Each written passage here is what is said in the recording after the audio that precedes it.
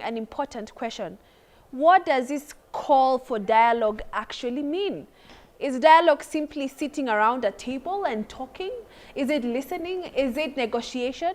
Or is it about finding solutions that respond to the real concerns young people have raised? Is the right time to talk about constitutionalism and Vision 2030? Many young Kenyans have consistently said they want accountability, jobs, better governance, and an end to corruption. And leaders who listen. So if dialogue is on the table, another question follows. Are young people ready for dialogue, and under what conditions? Can dialogue truly happen when there is mistrust? What should come first, listening, action, or both? And how do we ensure that dialogue becomes more than just a political buzzword? So tonight we are unpacking what meaningful dialogue actually looks like, who should be at the table, and whether this moment presents an opportunity to rebuild trust between young people and the country's leadership, or just another fallacy full of rhetorics. My name is Charlotte Kibet, and I am joined by my co-host mwenyewe kabisa huko na shati safi na kuona majibu kitao. Karibu to Z Manifesto. I can see you, my lovely co-host. Na hiyo shati sijaona sana. Baya. Yato hujaiona, asante sana. Pole. You look very nice. And I can also know it's not you alone when you're unakaa poa. Naona pia audience yako wamechapa hiyo look. Piga pamba sana. So let me throw it back to you leo tukiulizana swali ya leo. Tumeongelea dialogue sana, si ndio? Last week tumeona President Ruto akitupea conversation. Watu wengi hata hawakuelewa your speech, me included, but ilibidi nikae chini ni unpack a few things. But one of the main things was about dialogue and bringing young people to the table. We've heard this over and over again, right? Yeah. The late His Excellency Raila Amolo Odinga actually said that we need an intergenerational conclave. Actually, hiyo inakaa jargon. You know, what does that mean particularly? So Majibu, over to you and your amazing audience wenye wameng'ara hivyo. Kamera inafaa kuenda huko. Tuulizane hiyo dialogue inakaaje? Unajua hata mimi nataka kujua tunaongea ama kuna solutions zinabringiwa. Safi Charlotte, vile umesema tu, the president called for a national conversation. Yes. Na akasema pia the youth will actually be at the center of it. Vile umesema pia, earlier on we had late former Prime Minister Raila Odinga calling for an intergenerational national conclave. Yes. Lakini tofauti ni hiyo ilikuja after the chaos witnessed after the June 25th demonstrations. Lakini hiyo time majenzi wakasema hapana, si hatutaki dialogue. Are they willing to take part in this dialogue? Watakubali kweli kukaa pale na waseme we actually want to sit and take part in this conversation, ama watakuwa na feel it's a betrayal to the spirit of the Gen Z movement? Yes. And again, Pia Charlotte, how do we ensure that this new document actually will bring results and not another document waiting to gather dust on a shelf? Maze, ndizo maswali. Na pia tunauliza, can dialogue actually deliver the change the young people actually want? Ama ni strategy ya kubuy time and cool the public pressure? Majenzi wako hapa wenye wale ambao watakuwa at the center of that conversation, watuambie zaidi. Mwenye akona mic hii side wa kwanza ni Marco Ibrahim. Makosa, sijasema Tuesday. Ai, imenitoka kwa roho sasa. Good evening. Show yanze. Good evening, my fellow Kenyans. My name's Marco Ibrahim, and I come from Moyale in Marsabit County, following the President's special address to the nation and the proposed dialogue. This is what I have to say. President William Ruto does not have the moral authority to refer to Vision 2030 and proposing a national conversation beyond the vision. Ruto's government has undermined and subverted the purpose of Vision 2030, which was to give Kenyans a dignified and decent life. At the heart of Vision 2030 is assurance and protection of human rights, including right to life and right to peaceably and unarmed protest against unfair government policies and decisions. What has Ruto's government done? It has demeaned right to life, encouraging officers to use excessive force and live ammunition against harmless citizens, killing many in cold blood and crippling many others with no significant accountability. As Kenyans, we have been talking on the streets, social media, TV, radios, political forums about all the frustrations we have, including violations of our dignity, corruption, unemployment for the last many days, months, and years. If the president cared at all, he had all the opportunity to address our concerns effectively and efficiently. Marco, you've prepared a very nice brief. Yes. I would like to ask if you can allow me. Okay, briefly. Yes, I'm almost done. It's very direct to the point. And now, after doing so much damage to the country and us the people, the president wants to converse. Fellow youth, to me, the president and his, fellow youth, to me, this is a selfish plan for the president and his incompetent cronies to boost their political relevance ahead of 2027 general elections. So, if there is any conversations we should have, then it should be called Conversations Beyond 2027, and it must focus on the formation of government of the people, excluding every ex-government official's selfish rich person masquerading as people's leaders. And lastly, but very important, accountability. Our comrades, many have been killed. No single person has been brought to account. We should be having conversations around how we can bring someone to pay for all these violations. Bajibu, you had a question. Yes. So if you're called to sit on the table, are you willing to go and present those issues? We have been presenting these issues for the last very many days. If they cared at all, they have had all the time. What is going to happen in these proposed conversations? There are going to be resources that will be lost because depending on where they are going to host, they're going to pay for the venue. They're going to bring in people who I'm sure they are going to be paid a lot of money. Marco, Yes. For how long are you going to demand this change from outside? Or do you think there will come a time where you will have to sit on the table and actually participate in this conversation? We are not demanding for change from outside. These people, as I said in my statement, that we should talk about forming government of the people. We cannot negotiate with these people. We should be having conversations on how we can kick them out of all these offices. We cannot keep having negotiating with people who are responsible for all the killing, all the unemployment, all the poverty. Thank you, Marco. Pass the mic in front of you. Kuna kiongozi amevaa, uko na microphone. Perfect. Tuambie your name and again nikuulize pia wewe, are you willing to take part in this conversation which has been called for by the president? Yeah, my name is Sayelen Manguyu. I'm a human rights defender and also Mwana Majimui. I'm a Pan-African. So to me, I don't think that there is no need for us to, we don't have any need for us to have a discussion with Ruto or raise cabals because we've been having this discussion with William Ruto in the street. We have been practicing Article 37, Article 1, and Article 27 of the Kenya Constitution. But nothing has ever been changed. We have been taking petition to the parliament. We have been presenting petition to every authority, but nothing has ever been changed. When Ruto was campaigning before 2022 election, he promised a lot of things that he has never delivered. Instead, what we saw, ni mwanaume vile election iliisha, tulimuona mtu juu ya gari. That is the only thing that we have seen. Mama Mboga, he promised that half of his cabinet will be Mama Mbogas and youth. Bro, but he has never. The president said the youth will be at the center of this conversation. If the Gen Zs don't take part in this conversation, then who will speak for them? No, I think we only have less than 350 days for election. So for now, what Ruto has done, Mr. Ruto and his rogue administration has done to the people of Kenya, there is no way that he can tell us we should have a discussion because we are close to 2027. There is no way. So it's a strategy to buy time and cool the public pressure. Yeah, so in short, what I'm trying to say is that William Ruto, you have given me enough time. He lied to the people, and he brought good manifestos, but he has never delivered.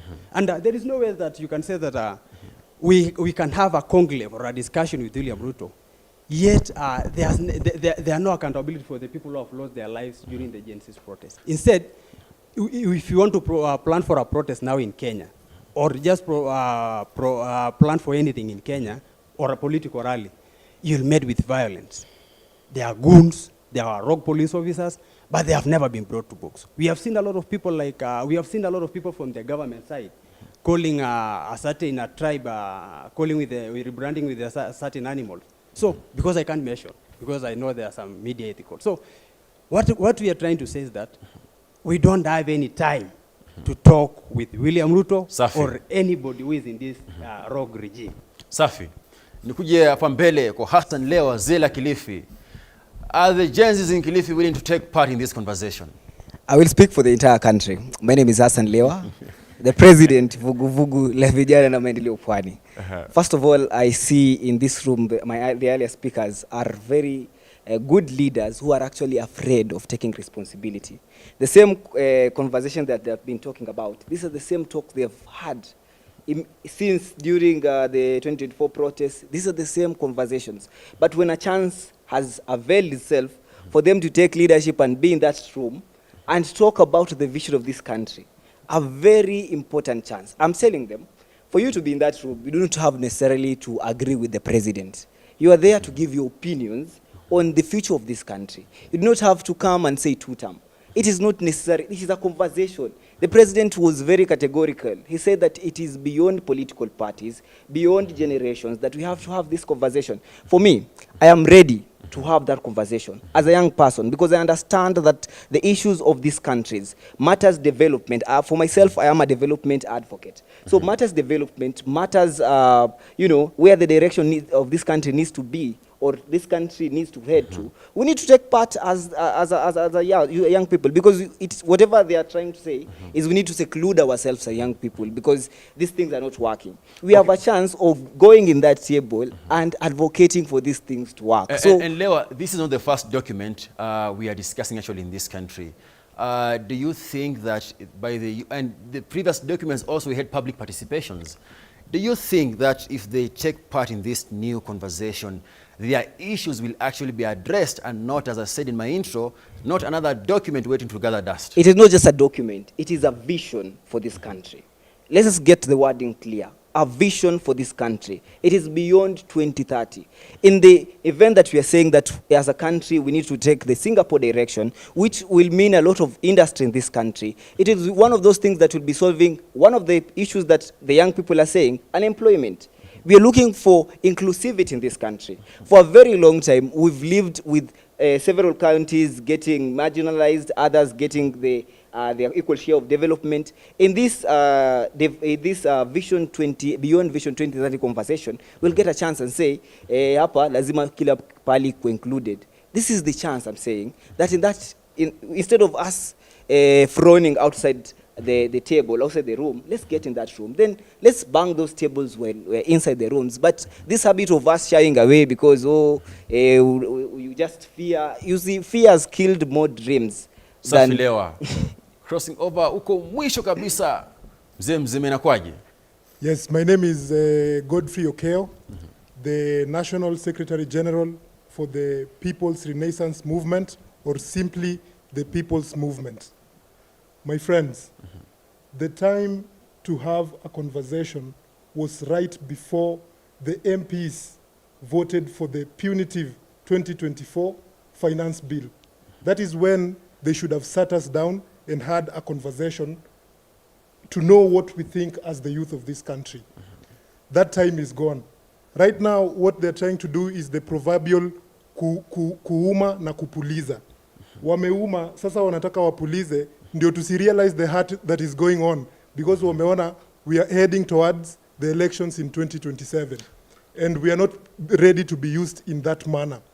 The conversation we are ready to have with this government is at the ballot. Yes. So unasema hata because wanasema it's beyond the elections, it's a vision for Kenya ahead of 2030. So unasema kuna kitu yote yenye the youth wanaweza participate kwa hiyo conversation. Hizo ni vipindi za siasa. they know the kind of rage that is within the people of Kenya. What they want is to pacify us so that they can save themselves.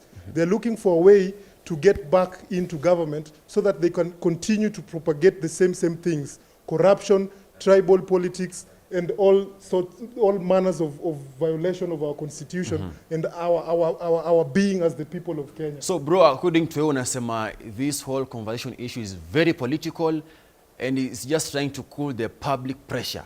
Exactly. That is what they're trying to do. The right time, if really this government wanted to create a vision that is going to propel this country into a first world state or a global power, this is something they should have started immediately they got into power. But because they're just trying to save themselves, they're coming up with this very ridiculous document. Hata tujui imetoka wapi. All of a sudden wanaita press conference. We don't know where this thing is from. Yes. Safi, nikuje hapa mbele. Umesikia kenye kiongozi amesema hapo nyuma, anasema this whole issue is very political na ni kubuy time as we wait for the general elections. Do you think that it's time for the youth to take part in this conversation? Ama pia according to wewe venye amesema hii ni siasa tu ya kubuy time? According to kwa kwanza mimi naitwa Boniface. Karibisha Mike.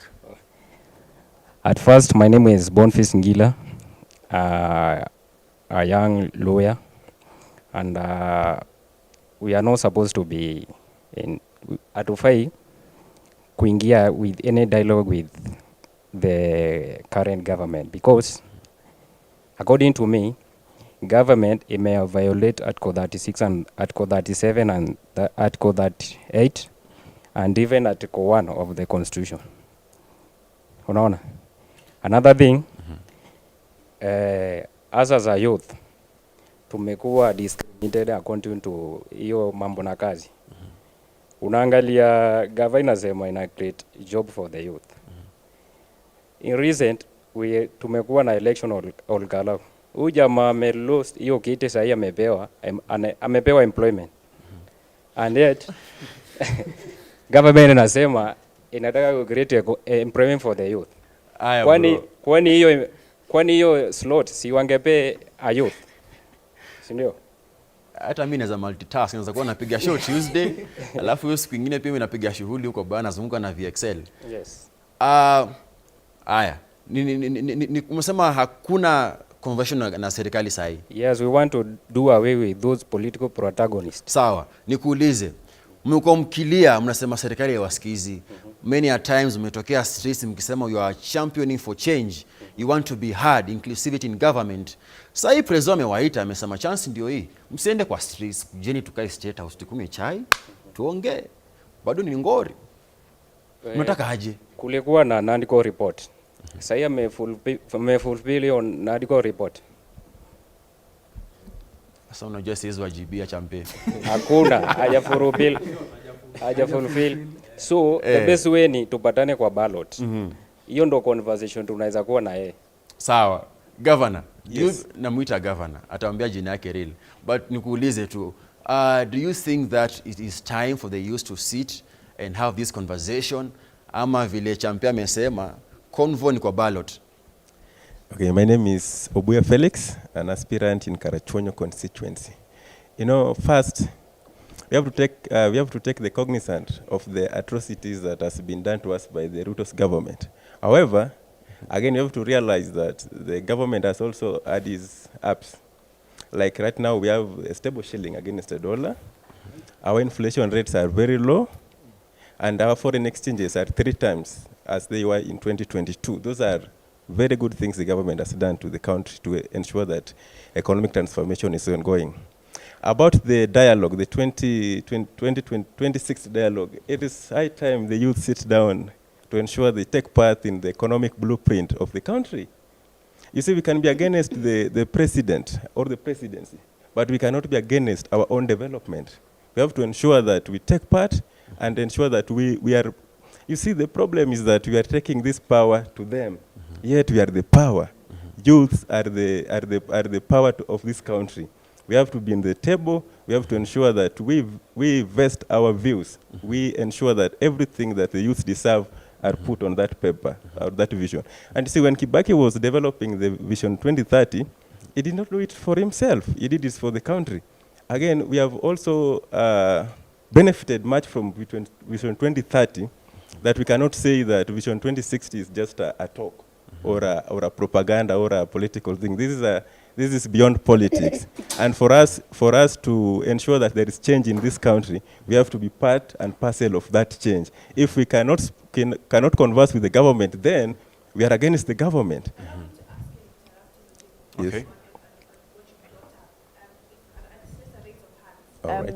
If today President Ruto comes and say we want to bring young people and to bring, you want to put invite to State House, a good letter in your email, you're cordially invited to State House for this. How many will be free to attend? Just raise your hand.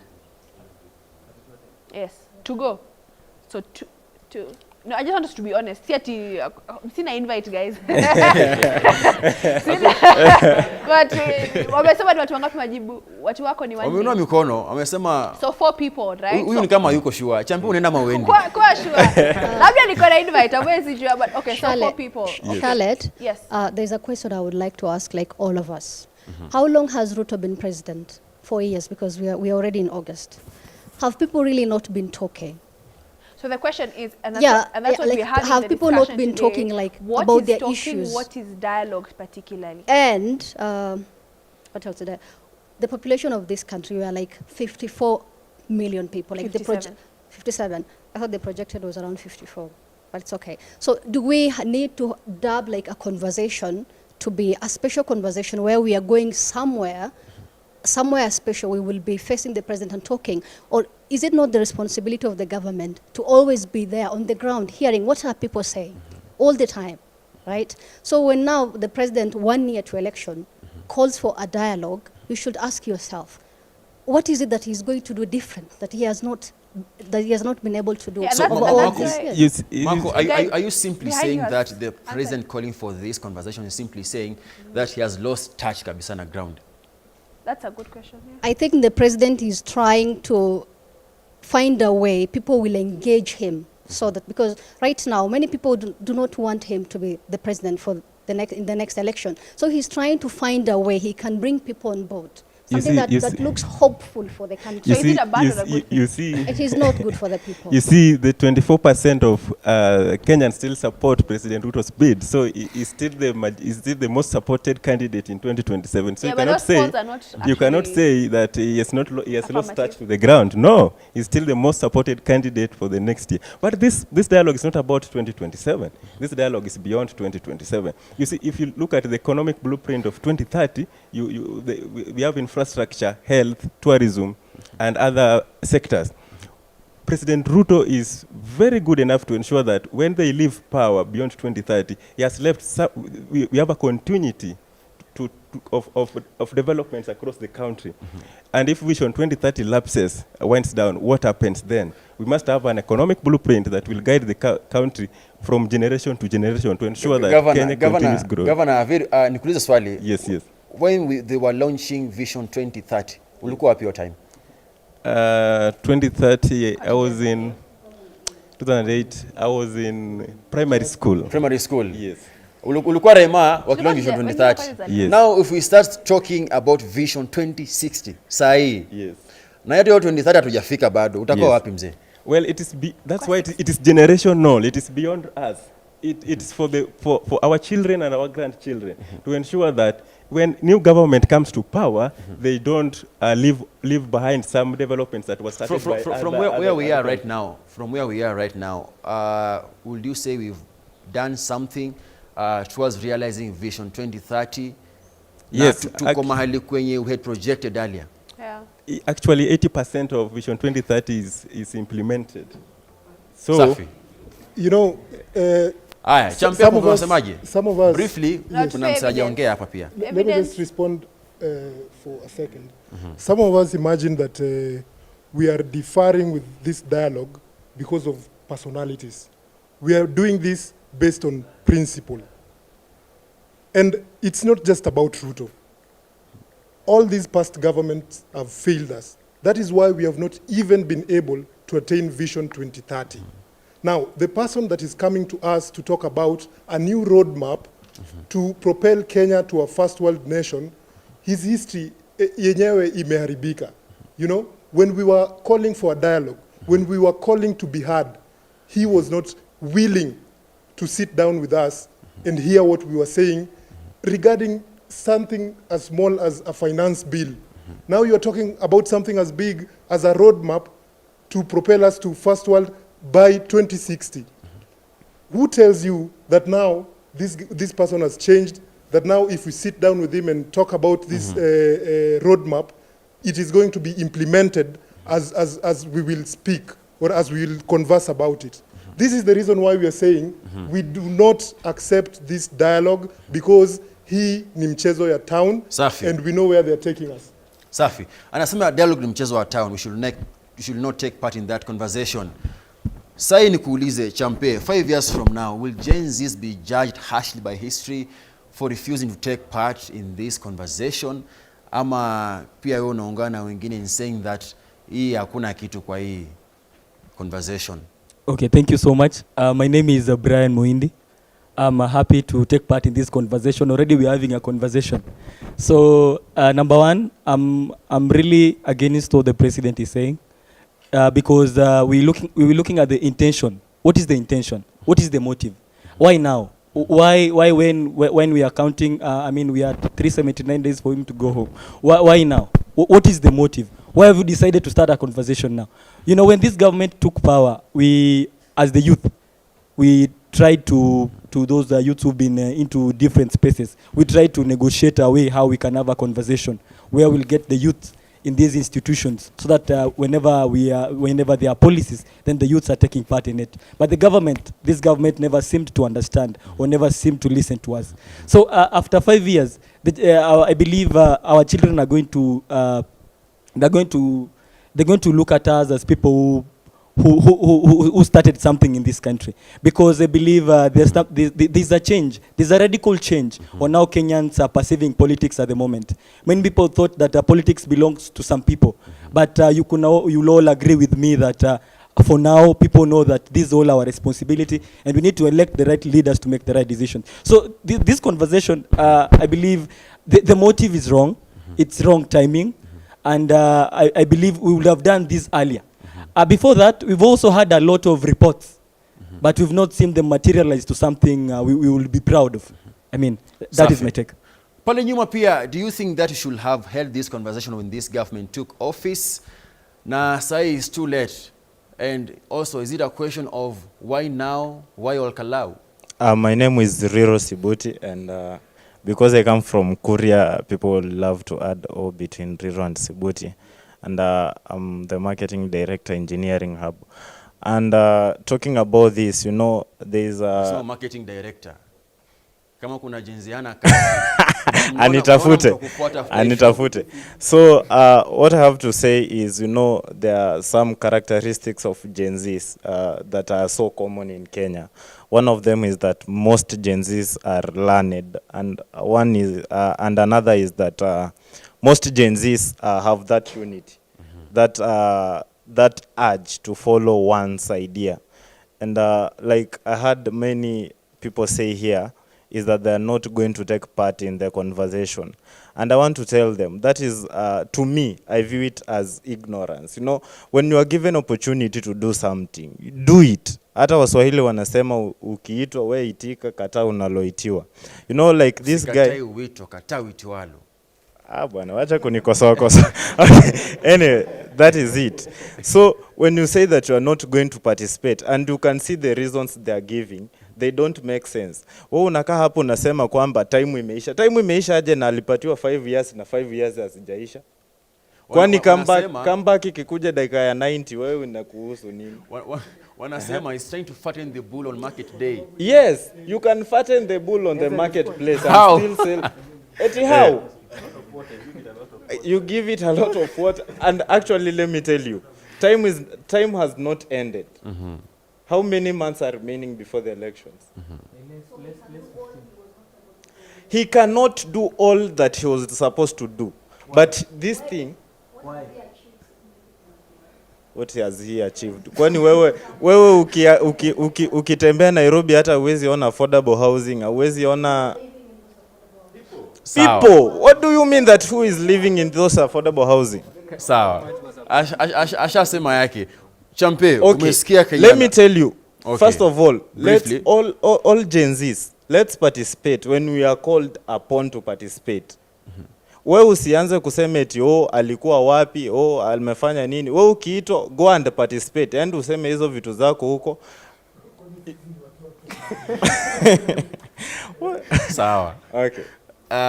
Amesema majenzi wakiitwa, wewe enda ukaseme kenye unataka kusema. Umekuwa kusema kwa streets. Sasa enda useme I want this and this. Do you think that's the path the Gen Z should actually follow? Ama ni kama kusema that Prezo is also being ignorant of the issues which actually happen affecting the common mwananchi? Okay. My name is David. I'm a member of Jubilee. And in Swahili they say kwa safari ya mamba hapakosi burukenge. So these people are supporting the government. They are the real definition of the burukenge. But anyway, let me just say this thing in a nutshell. There is something called manifesto. That's your short-term goal.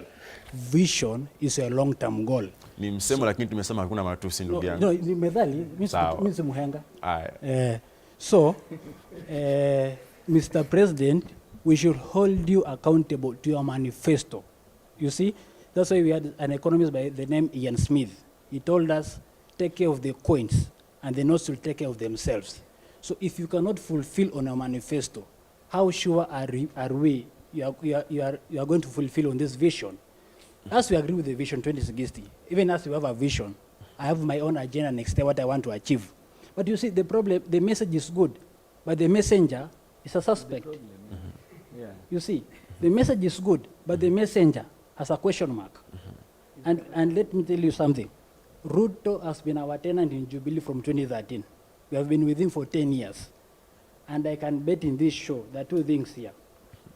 I want that committee to be formed, and then we'll come and tell us here the budget that will be used to collect those maono. Those public participation begin with the budget which will be there. It can be 1 billion plus. So that's the short-term goal of Mr. Ruto. The long-term goal is here. Ruto is a man who is driven by, I don't know, it's positive jealousy or negative jealousy. Because Kibaki launched Vision 2030, even he wants to launch Vision 2060, so that you can be saying his name till 2060. So he's a man after that to protect his own name, so that when we reach 2050, you can be saying there was a president by the name Ruto. So he's there for his own interest. One short-term goal, the budget which will be placed that public participation, and the second one, his name to be remembered till 2060. And I thank God Ruto was not Moi. This country, everything will be called Ruto, Ruto building, Ruto this. Ruto wants is for his name. I will not attend, I'm not a Burukenge, but I've answered that question. Sawa. Aya, kuna mwenye alikuwa anataka kuongea pale mbele. Kiongozi hapa anasema this is not the time to have this conversation. Kwanza anza na kuimplement ile manifesto. Alisema akiingia pale atapunguza bei ya mafuta, anajua venye atafanya yeye.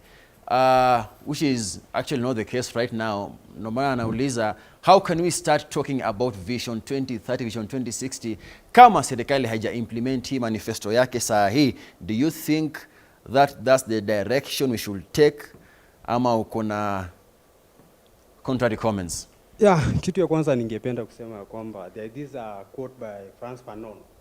Alisema kwamba each generation must discover its mission. Naomba ukaribishe microphone, sauti haifiki State House mzee. Okay, sawa. Nafikiri imefika kwa sasa. So Frantz Fanon alisema kwamba every generation must discover its mission to betray or to fulfill it. It is relative or opacity.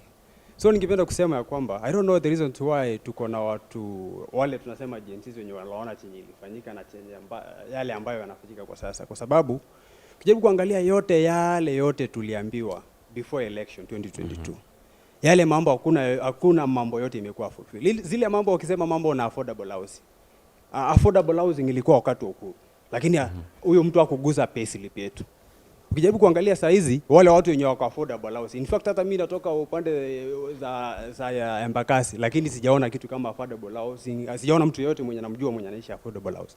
Kwa hivyo hizo sio vitu ambazo William Ruto anafaa kutudanganya. So unasema nyumba ziko lakini haujui mtu anaishi hapo. Mtu mwenye anaishi nyumba. Kuna mtu anajua hata mtu mmoja mwenye kwa hizo affordable housing? Nili-apply, sorry, I applied.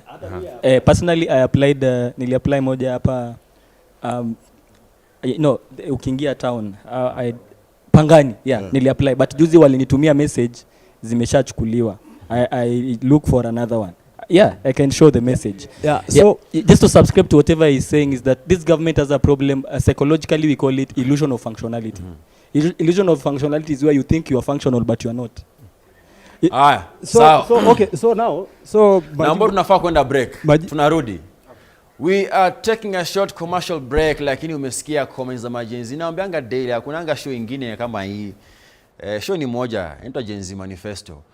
Umesikia Kenya wamesema, kuna wanasema how can we continue demanding for this change from outside? It's time we actually sit on that table and present our issues. Wengine wanasema Mr. President, why now? Why all kalau? We are taking a short commercial break, tunarudi. Baada ya muda usiokuwa mrefu. Stay tuned.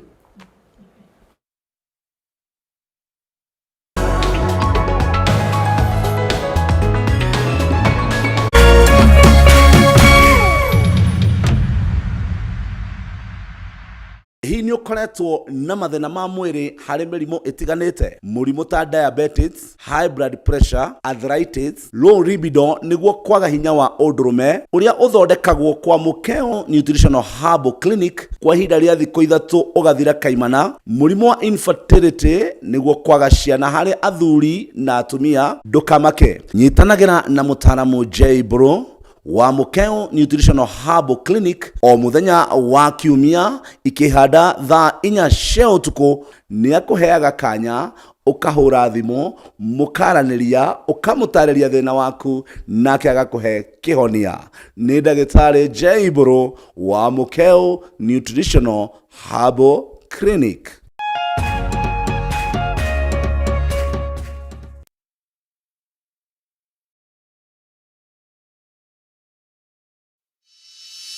In an age of fleeting headlines, depth matters.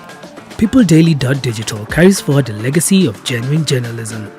We bring in not just the news, but the context, the analysis, and the stories that shape our nation, for reporting that digs deeper and informs better.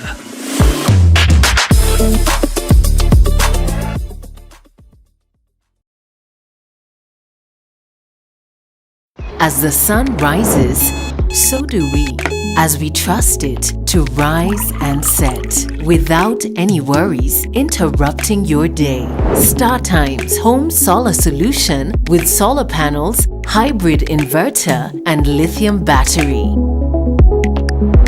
Powering your prosperity and happier life. Empowering you to do the things that really matter. A complete and reliable home solar solution. Call us today. StarTime Solar.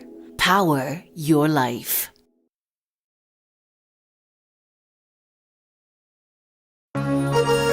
Hihi wina kioria kana woni wegie umemerekia wa Kameme TV.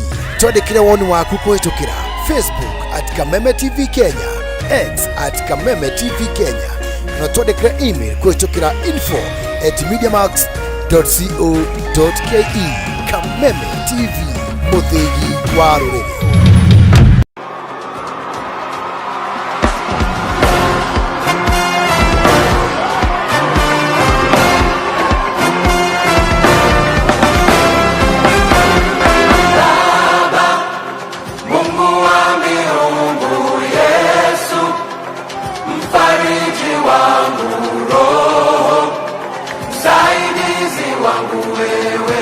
Wastahili sifa zote milele.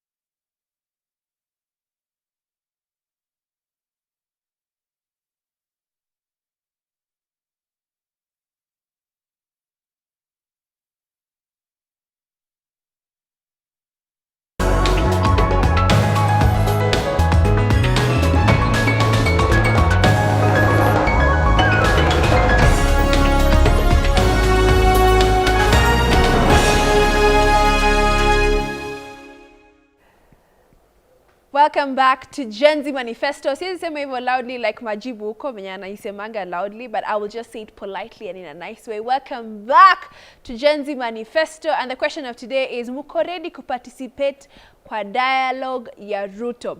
Now, often at times tumesikia kila mtu anaita dialogue, everyone wants young people to the table, everyone is calling young people to the table, but we never have tangible solutions to bring in this country. Nika meeting, closed meeting, atujui kama envelopes ilipita pahali, we don't know if those exchanged hands. So we're here to discuss this particular question, muko ready to participate kwa dialogue ya Ruto? That is the question of the day. So wale ambao wanatuwatch nyumbani, thank you for giving us your feedback. We are reading them, we are seeing them. And as you know, here Gen Z Manifesto, we're trying to bring solutions, not just complaints. Tunajaribu kuleta solutions jamani to this country. Allow me to introduce my panelist, Mgeni Mboto. I told her she has a unique name. So Mgeni Mboto, karibu sana, aspiring senator Mombasa County. Kila sana nasemanga hivi, kila mtu nikisikia aspirant nasemanga na mushike namba yangu 2027. Na waomba please, msiridanganye. Sawa sawa senator. Yes. Naomba na unyenyekevu. And of course we have Elisha O Alam, activist. Karibu sana. Shati yako ni smart. Thank you, Charlotte. Usi smile sana lakini ni smart sana. Karibu sana. I just want, for what we've gotten from audience, even from Majibu side, let me ask you, the two of you, right? Mgeni and Alam, let me start with you, Mgeni. When you hear the word dialogue, what comes into mind? Solutions. Solutions. Yeah. So for you, dialogue equals solutions. Okay, we'll get back to you, Alam.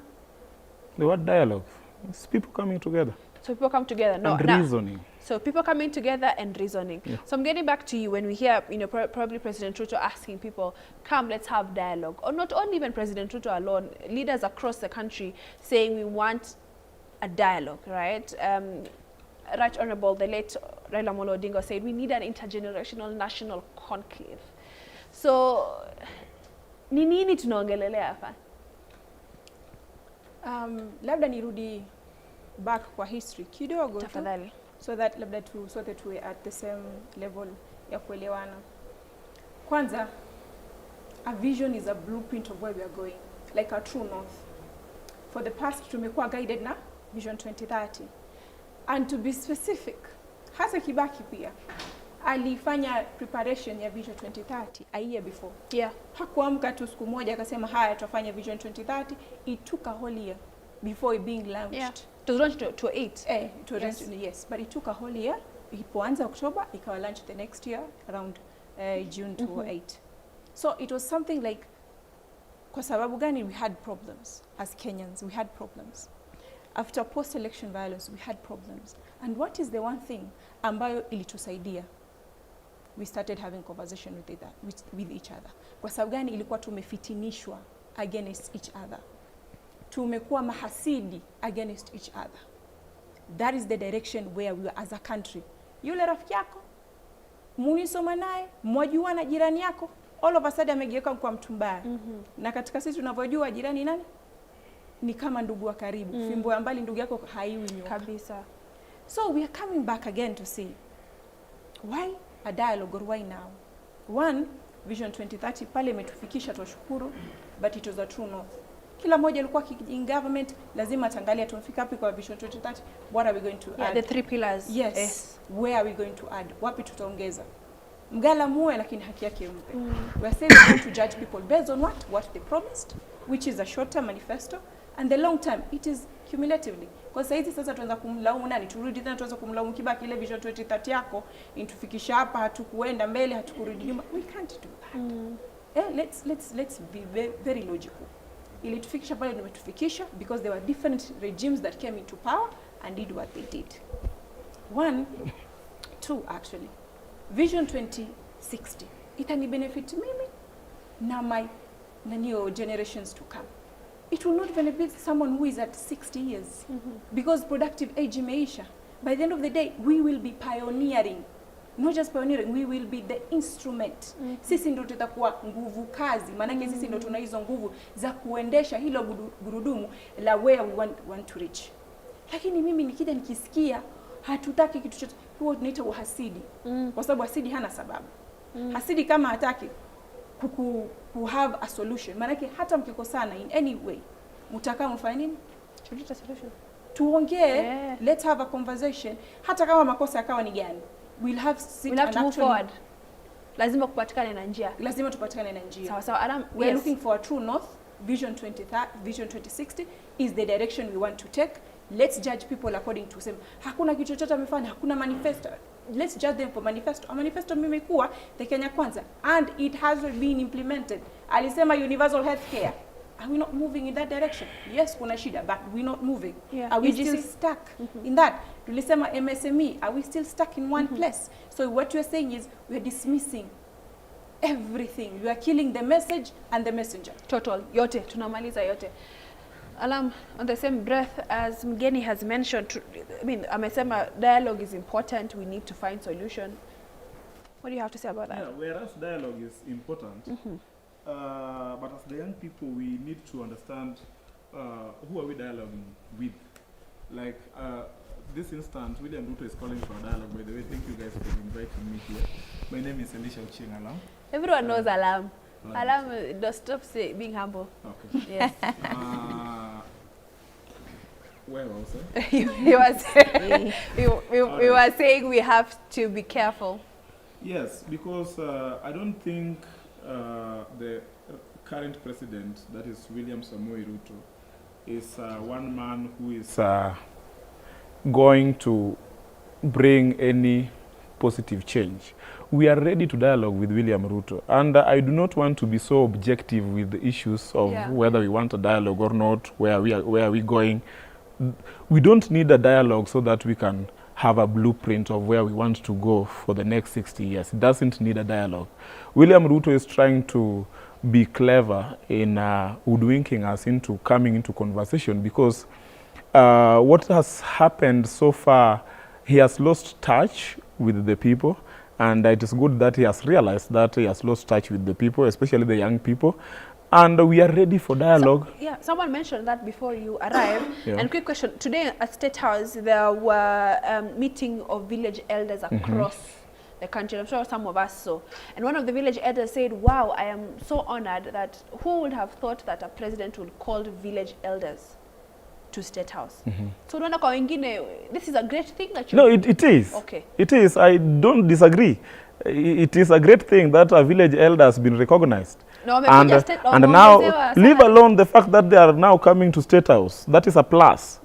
The fact that they are now being recognized and they are now going to get lump sum after every 3 months, I think, is a positive thing, which we must laud the president for coming up with that initiative. We remember we have had so many other presidents before, and just at the words of Oburu Odinga, that none of those presidents have had the intention of recognizing the efforts which are being made by those people who are the lowest level of our society.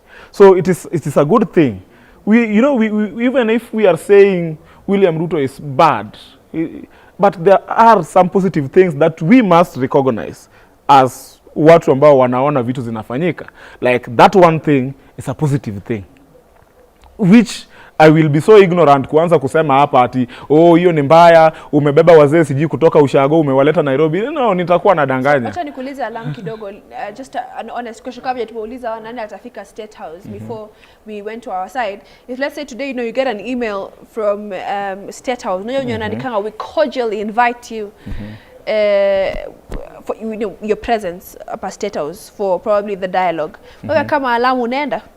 No, because I don't think I want to dialogue with William Ruto. The wazays from the village elders was very symbolic that they go there so that they can discuss pertinent issues zile wana deal nayo kwa grassroots level. For me, a young person, Elisha Ochieng, who has been fighting this government through and through, the only dialogue I'm going to have with William Ruto is on the 10th of August next year, when I will be reaffirming my position of one term. So wewe umesema hapana? No, I want to go. Okay, sawa sawa. Thank you so much.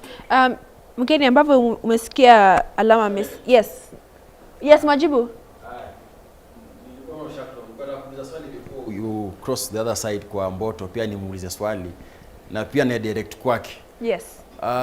Unajua kuna vitu zenye uwezi, kuna mtu nimesikia akisema ni kama kupanga kununua gari na hata baisikeli hauna. kuna issues zenye the Gen Zs raised previously during the demonstrations, accountability from the government, an end to corruption. Kuna pia utekaji nyara, vijana wanatekwa mpaka leo. Kuna very many cases. Wanauliza, how are we going to start engaging kwa discussion yenye na include mambo ya Vision 2030, Vision 2040, 2060 venye wanasema. Na kuna masuala ambayo sasa hivi vijana bado wanaangalia bado hayatekelezwa na serikali. How are they going to believe that this government is actually going to implement hii vision yenye wanaongelelea? Na kuna the most basic things, utekaji nyara, polisi bado hawavai uniforms. Bado tunaona kila siku. Kwa Komboto.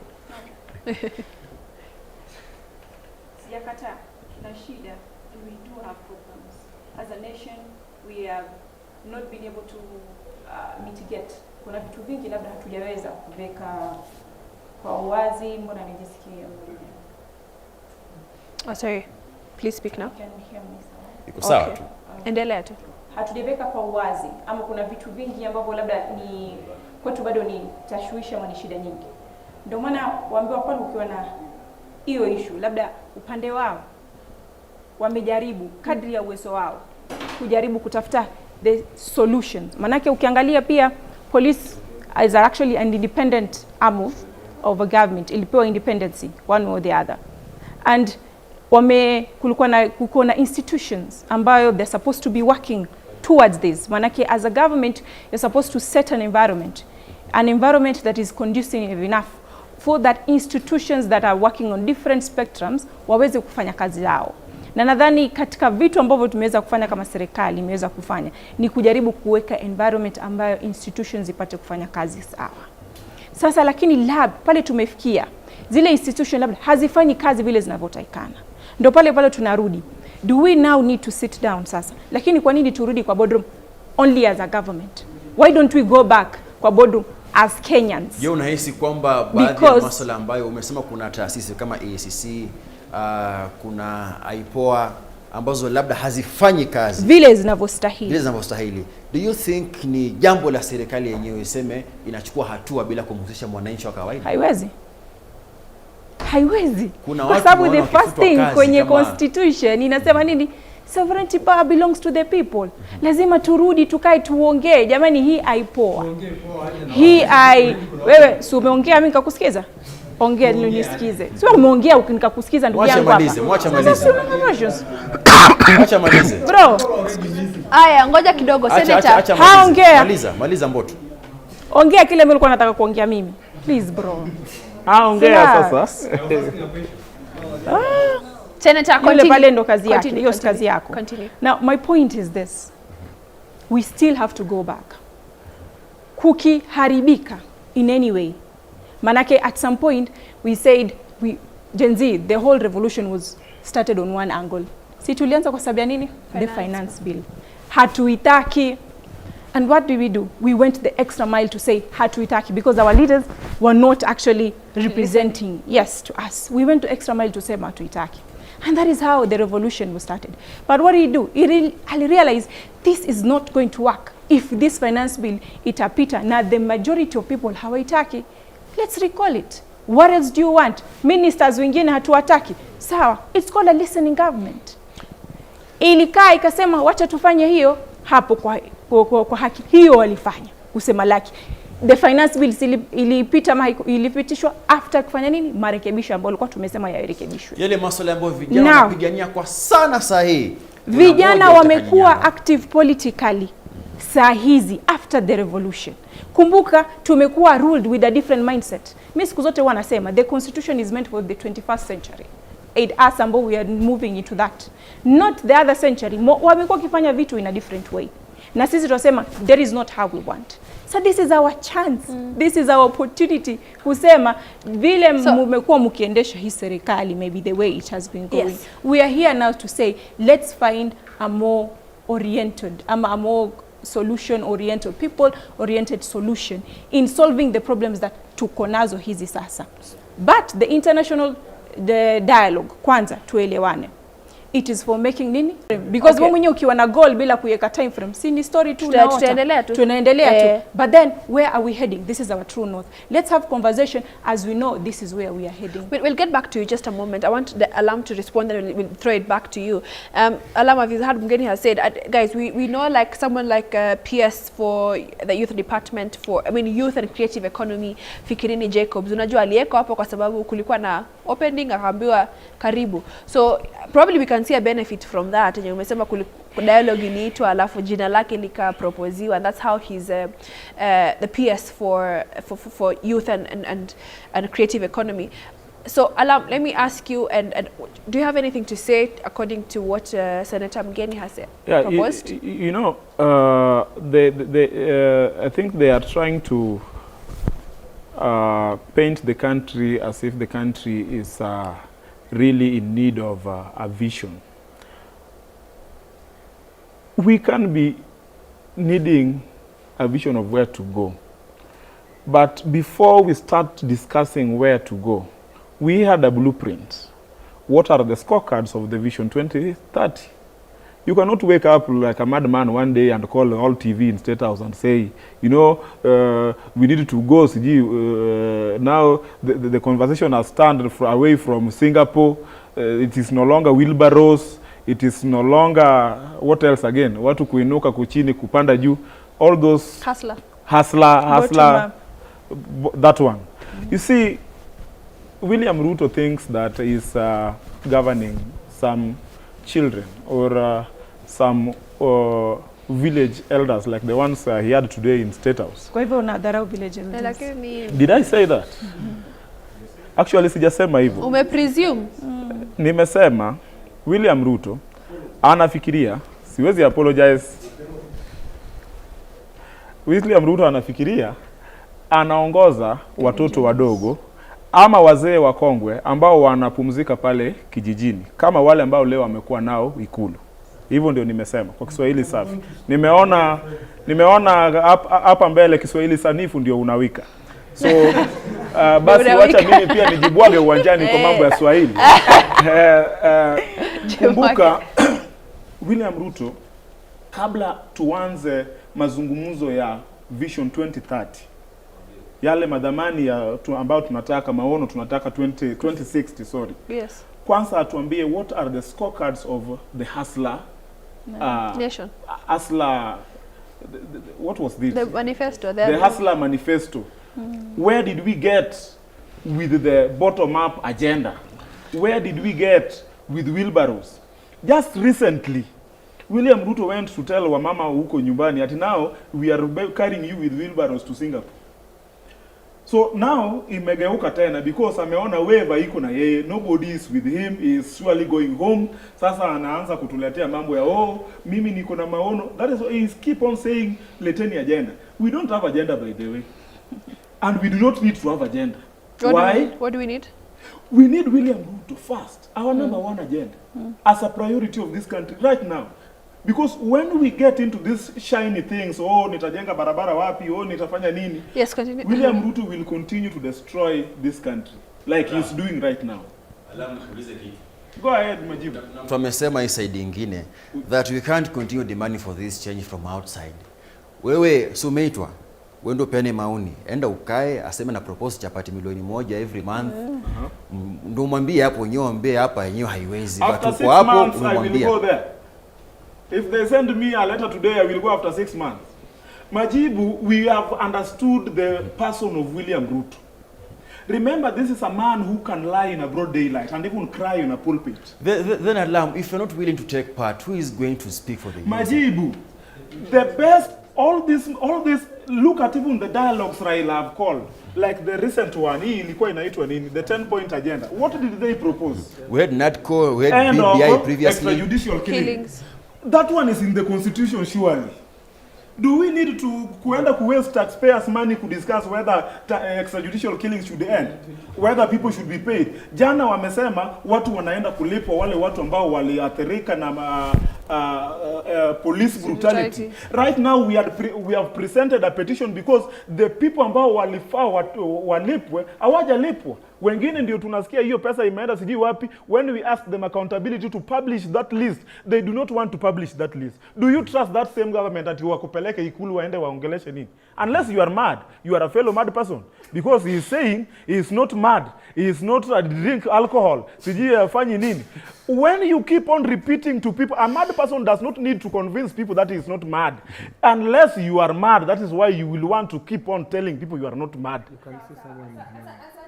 Majibu, back to you. Najua huko kumewaka moto kidogo. Alam karibu atupige hapa. But Majibu, over back to you and your audience on your side. Yeah. Kwa hii particular, najua ni moto kidogo. Kumewaka moto. Si mliambua mpigie kura serikali mkahidiwa kazi. Mnasemaje? Zipite. I wanted to respond briefly to utakuja utapewa na feedback yako kwanza. Naomba tuangalie Unyakohoma wanasema nini. Kwanza tuliuliza swali, mko ready kuparticipate kwa dialogue ya Ruto? Mko ready kuparticipate kwa hii dialogue ya Ruto yenye mliambua vijana mtakuwa the center of it? Kuna Pardon anasema I am a Gen Z from Mumias. Mumias wapi? Mwito tema wapi? Kakamega County. On the issue of dialogue, I strongly oppose. It is merely a political tool for the outgoing Pardon jamani. For the president, and to him it is quite unfortunate that Tukorada, some days back he bragged to be the fundi of Kenyan politics. Let us just meet on the ballot. Alo. Constant Oduya anasema I feel irritated when I hear someone, a youth, saying Vision 2030 is 80% achieved. Please let the president go back to the drawing board and just listen to the public. Let him fight corruption first. Stop recycling leaders, yet we have so many youths without jobs. Let him listen to his advisor. Aya, kuna Joseph Salim anasema first, let's talk about Vision 2030 as pre-fight for Vision 2060. Otherwise, merry-go-round too. We smell the broad-based government wewe. Salim, chaombe yako bana. Benedicto Kauto anasema our president has failed Kenya terribly after beating himself in his own manifesto for 4 years. Only 18% implemented. Betrayal in the city well manifested through him. We all saw betrayal in the city. Kuna wengine wa Kigogo.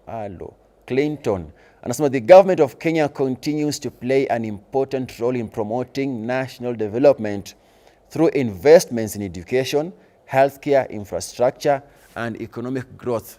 With transparency, accountability, and citizen participation, the country can achieve greater progress and prosperity for all. Santi Clinton. Your people, I just want to make this statement. Yes. For Kenya Vision 2030, for us to just understand particularly, and if you go through the document, the vision is for a globally competitive and prosperous country with a high quality of life by 2030. So umepata hizo keywords, right? High quality of life, prosperous and competitive. So over to you Majibu, tukiongelele hiyo statement ya Vision 2030. Umesikia wanasema betrayal in the city has been clearly manifested in this government. Wenye walisoma wanaelewa. Kama ulisoma a different set book pia pole kwako. Mimi sikusoma. Governor, umeona comments za wase wa home. What do you have to say? Well, it is been their right to speak out what they think is correct to them.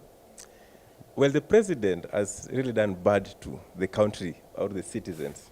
However, there are corrective measures that he can still do or put in place to ensure that Kenya still is on the track record, ensure that the country still moves forward. You see, Vision 2060 is not about politics or social welfare or culture. It is an economic blueprint, and this is what the country needs. Unajua wanasema aje hawa. As much as we are talking about the economic blueprint, but we can't continue talking about as development kama hata the Kenyans in their own country are not safe.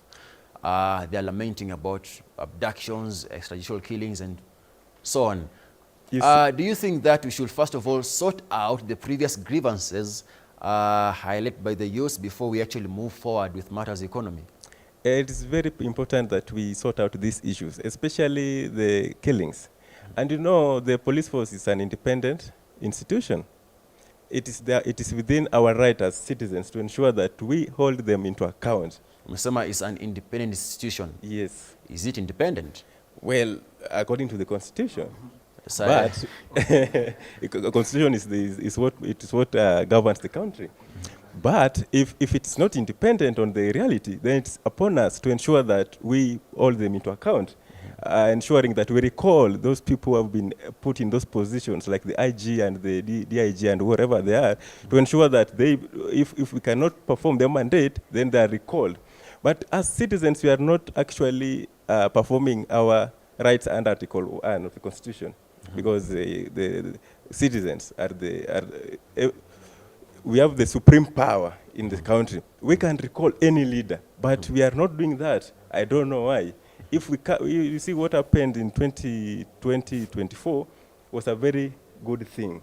But we need to channel this in a more democratic way to ensure that we recall these leaders who are not performing. Even if it is the president, we ensure that we through our leaders who are doing their work properly, we petition for a referendum or impeachment.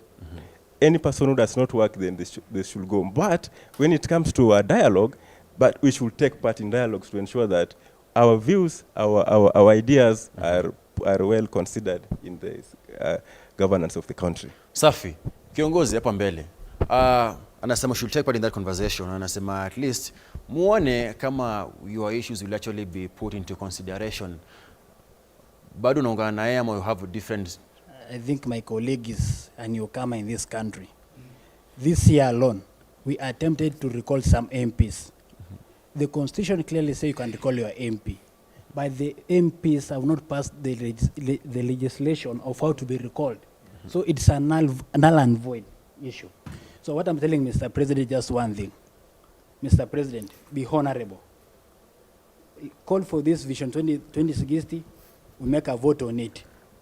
If we fail, if we pass this Vision 2060, continue till election day. If we fail it, do the honorable thing like Boris Johnson and resign. Because that shows that you have lacked vote of confidence with the people you are leading. That's what honorable state person do. Because Boris Johnson, the PM of Britain, once the Britons voted about Brexit, what he did, he resigned. He resigned because because of vote of confidence. There were a lot of aspects. But what was the way you major interpret your point is also good. But what I know, so I need to emphasize on facts. Yes, there have been previous PMs who have resigned because of vote of confidence. Even the current one has resigned because of vote of confidence. I'm saying the one who was the previous one. Okay. No, it's because people you are broken. Well, anyway, so the thing is here. I just want to, because Mr. President calls himself honorable person and he's a Christian. So I'm praying for this vision of 2060. Call whoever you want to call, draft it, then call for an election for it, so that we vote on it. If it passes, then I can shift to you. But if we fail it, I check Indiki amalizie, you go home. Safi. Kiongozi pale mbele, nikuulize, we actually celebrating 16 years of the 2020 Constitution on August 15th this year. As much as tunaongelea story ya Vision 2030, Vision 2060, it is also important pia tuone progress to make as a country as far as observing the Constitution is actually concerned. Do you think tumepiga hatua, and is the government actually implementing the Constitution?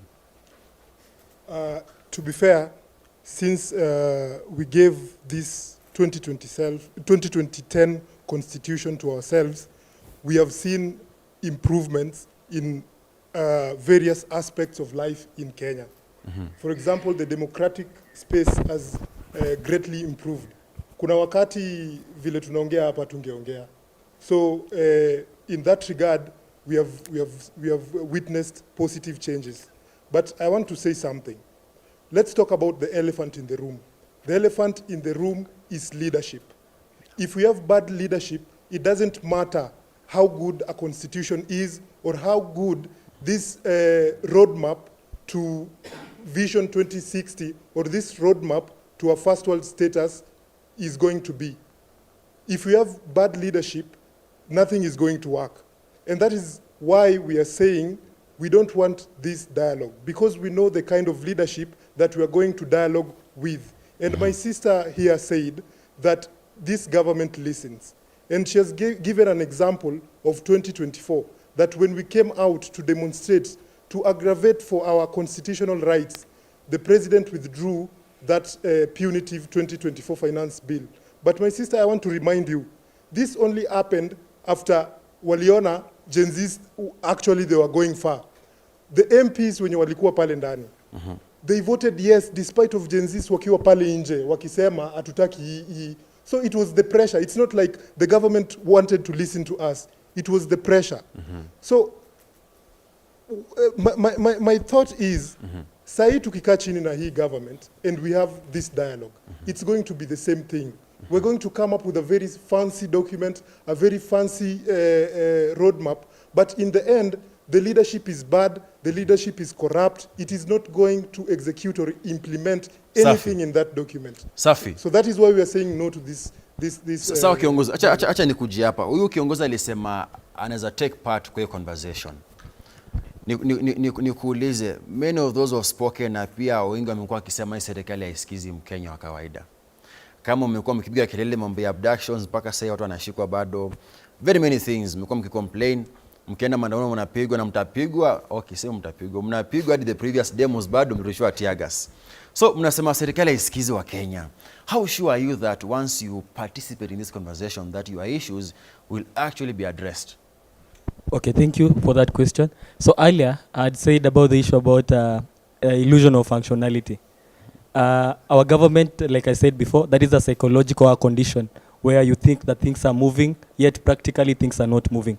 I said I'll take part in this conversation despite the fact I'm not in agreement with the current government, because as per now, I mean, even coming to this conversation, it's the youth who have catalyzed this idea, you know. And despite the fact, allow me to answer another question, but I'll be giving a definition, an answer on the same.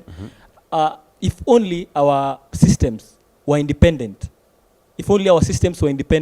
then we'll have a progressive country. But the reason, the problem we are having is that our systems are interfered with. No system is independent. I mean, the police are not independent. You see what is happening in the judiciary, it's not independent. I mean, you had the last time, the previous friend to our president, who was also the CS for finance, who said that the president is taking charge of every institution. That is to mean that State House commands whatever is going on. So we really believe there are no results. But I'll attend with hope. I mean, Paul changed, Saul to Paul, with hope. But the guy has proven he cannot be trusted. That is my thought. Thank you. Hey, na mbona nafaa kumaliza show. So hii side nimeshakafunga mimi, nimesikia wenyewe wamesema majenzi mazee. Lakini before umalize, wacha niseme kitu. Director unasemaje? Tumalize. 30 seconds. Umhurumua na director. Yeah, so majibu before nimalize, I would like to answer some things. Kuna kitu na nafikiri wacha nisungumuze dadangu asikie, kwa sababu nimesikia ni mtu wa kujibwaga kuzungumza Kiswahili. So wacha nikwambie kitu ya kwanza. Tunapoongea kulingana, ukiingia kwenye simu yako utaona 41 people are still missing up to date. Wakati tulienda maandamano, I myself, I was one of the people who led Gen Z protest. Na wakati tulienda pale, nafikiri sijui mbona, I don't know the reason why tunajaribu kujidanganya hapa na hizi mambo na scam methodology ya nini ya Vision 2060, ya kwamba wakati William Ruto tulienda maandamano and we impeach the 13th parliament, the people of this republic impeach the 13th parliament. Tuliona kwamba William Ruto vile alitoka ku address inji, aligongesha mkutano, aligongesha mlango ya State House na akatuita criminals. So he never did it voluntarily. We forced him. So I don't know the reason why you are trying to defend this kind of hollow and underwhelming Vision 2030. So maybe your belly is full. That is the reason why you are trying to na I'm even wondering wale watu ambao wanakuchagua ni akina nani, kwa sababu thank you brother, kama ni Gen Z, there is no way that they can vote for you. I can assure you with your fellow governor. Safi. Na mbona nafaa kumaliza show bana, we imetosha. Tuesday imeishia hapo. before nirudishie Charlotte ile side nyingine. Thank you so much for making time for Gen Z Manifesto nyameme kukuja studio na wenye pia wana watch home on K24 TV and Kameme. Convoy imekuwa noma sana about the conversation, national conversation. The youth willing to take part in this conversation? Like kitu nimekipata kwa vijana prezo. Vijana hawataki economic blueprint sahi. Atiwaambie kutakuwa na speed train 2060 kutoka kwetu Shakahola hadi Kiseria nama ipite Ramu iende Gabras jio wapi. Hawataki hiyo sahi. Wanataka kwanza usort hii issue ya abductions na pia corruption. Show imeisha.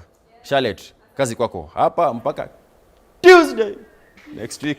Hiyo basi, hiyo nitajifunza kusema hivyo kama wewe. But asante sana majibu and even your audience from your side. I know this is a heated conversation. Mgeni umeuliza swali hapo and I think that's the same question can also be asked to him as well. And Alam, mine is a quick question to you because we don't have time. Majibu ndio amekula time mzima. Acha nikuulize mgeni, if you had a meeting with the president today, 5 minutes, what is a one major issue that you're going to address? Ask 30 seconds. Youth employment. Youth employment. Yes. Okay, so how? What is your solution? I think that is something also he's actually really working on, because the low-cost housing is actually one of the ways is to curb issue here, unemployment, because now we are hiring.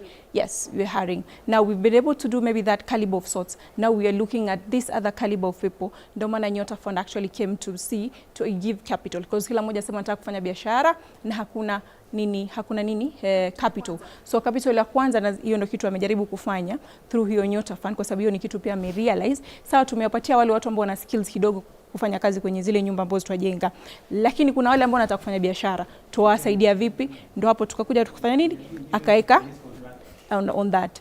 Alafu pia mkiinvite watu kwenye show, naomba muangalie akili zao. Kuna watu wengine labda wandazimu kwenye soko, na kila soko alikosi mwandazimu ambao twaelewa, which is okay, lakini katika harakati za ku have a conversation na mtu pia ajikeeps yeye mwenyewe kama yeye, would he like to be talked to in such a manner, in that manner. And by the way, my nanio, I'm a Senator Gen Z. I'm a Senator Gen Z. Thank you so much. What? 30 seconds. You had a meeting with the president today. I said I will not have a meeting with the president. So you will not have a meeting with the president. But I will wind up on this. Yes. First of all, I will just debunk on what she has said. Mimi ni mtu ya masomo ya panel beating, sijaenda shule ile straight. Lakini through my panel beating ya masomo, I understand little economics. Ya kwamba, when you increase tax, unaua industrialization. So most companies ambao wange employ those youths ambao sahi wanaambiwa wafagie barabara, wangekuwa absorbed na hizo company ambao sahi wanafunga makampuni zao. So that one is one thing that William Ruto could have done kusolve hiyo mambo ya nini. Sahi kuanza biashara hata hapa Nairobi ya kuuza tu mayai. You need kanjo siji all over. So even if you get that 22,000 permits peke yake ishachukua. So let us be realistic, not just pressing things. Lastly, alamu ninaambiwa na director. Director, please, lastly to 1 second. Tafadhali mtuombe. Sisi Wajaluo ambao tunapinga hii serikali wamesema wanaenda kutukas. Tafadhali tunaomba nchi. Hakuna kasi teko hapa jamani. Asante sana for all of those who are watching us back at home. Thank you so much for all of those who are watching back at home, and I hope that all those people who are watching, young people, we can be able to have a conversation regardless kama tuko different political sides. Asanteni, see you next week on what Majibu? Tuesday. See you next week. Asanteni sana.